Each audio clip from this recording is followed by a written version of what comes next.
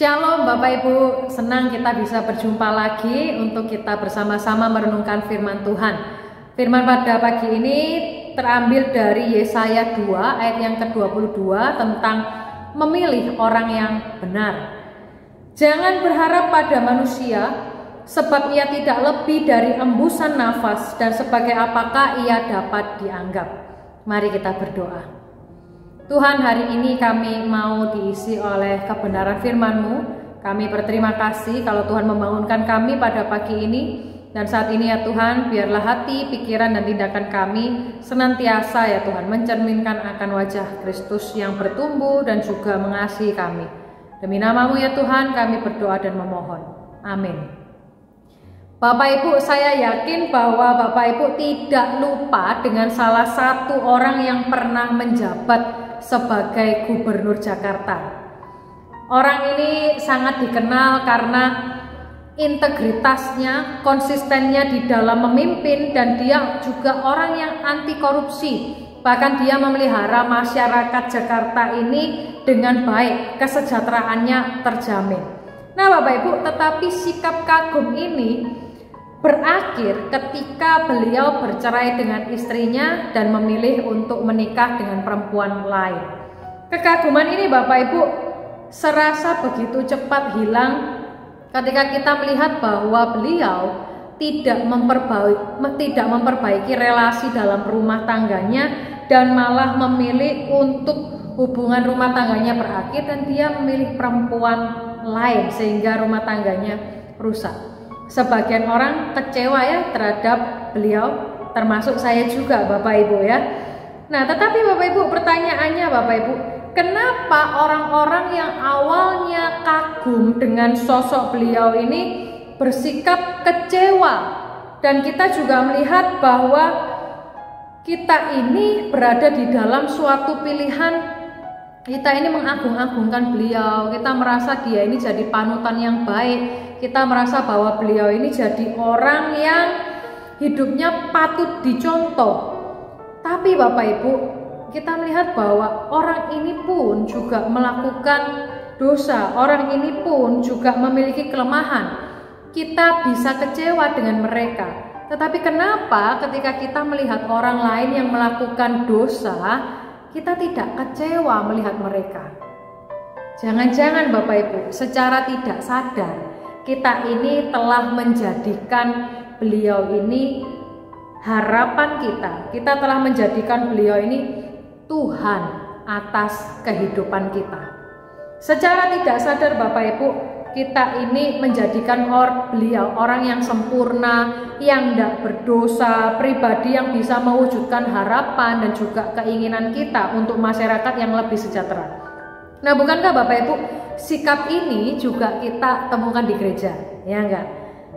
Kita lebih sering menganggap bahwa mentor kita kek, pembimbing kita kek, hamba Tuhan kita, orang gereja kita, konselor kita agung-agungkan kehidupannya, kita sukai mereka, dan kita menganggap bahwa mereka ini lebih dewasa rohaninya dibanding kita, dan kita merasa mereka ini pribadi yang sempurna, pribadi yang tidak berdosa dan bisa mewujudkan segala keinginan, harapan, bahkan kegalauan kita itu bisa sirna kalau kita ketemu dengan mentor-mentor hamba Tuhan yang kita kagumi dan favorit.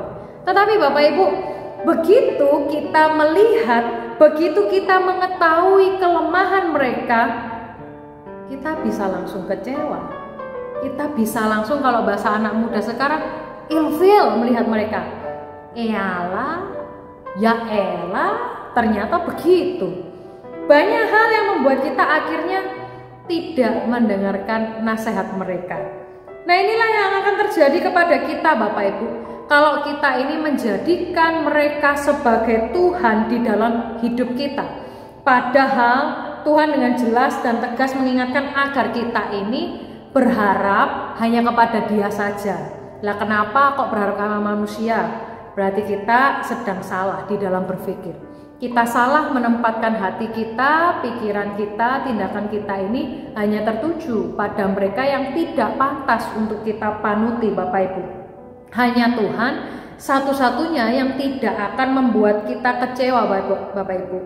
Jika kita bergantung kepada manusia, kita ini akan senantiasa gelisah. Kita ini akan senantiasa merasa bahwa ini bukan orang yang dipimpin oleh Tuhan, karena kita menjadikan mereka sebagai Tuhan kita.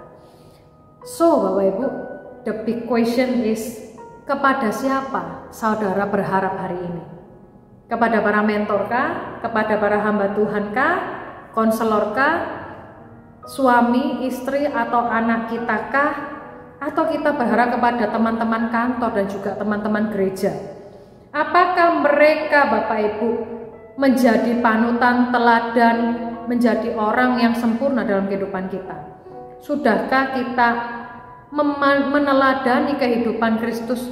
Sudahkah kita memilih orang yang benar, yaitu Yesus Kristus, yang menciptakan kita, yang mengasihi kita, yang menebus dosa kita, mendidik kita, dan memelihara kita sampai detik hari ini? Pilihlah orang yang benar untuk kita bisa panuti dan untuk bisa kita teladani, sehingga hati kita ini, Bapak Ibu, tidak mudah digoyahkan, sehingga pikiran kita juga tidak mudah dikacau balaukan dengan kelemahan-kelemahan mereka yang mempengaruhi hidup kita. Biarlah Tuhan yang senantiasa menjadi panutan atas hidup kita. Mari kita berdoa. Segala puji dan syukur ya Tuhan Yesus, kalau Tuhan senantiasa menjagai hati, pikiran kami, perilaku kami ya Tuhan, tutur kata kami, sehingga apa yang boleh kami keluarkan, apa yang boleh kami lontarkan dan juga kami lakukan, itu semua ya Tuhan, karena kami mau serupa dengan Engkau, karena kami mau meneladani kehidupan-Mu.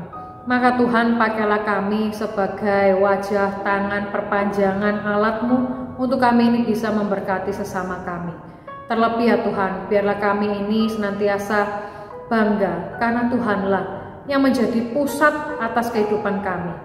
Tolong kami Tuhan di dalam sepanjang hari ini, biarlah kasih karunia-Mu yang senantiasa menguatkan kami, menolong kami, menopang kami di dalam hari-hari yang kami lalui. Terpujilah nama-Mu ya Tuhan Yesus, karena kami berdoa dan menyembah di dalam nama Yesus Kristus. Amin. Tuhan Yesus memberkati Bapak Ibu, sampai jumpa minggu depan.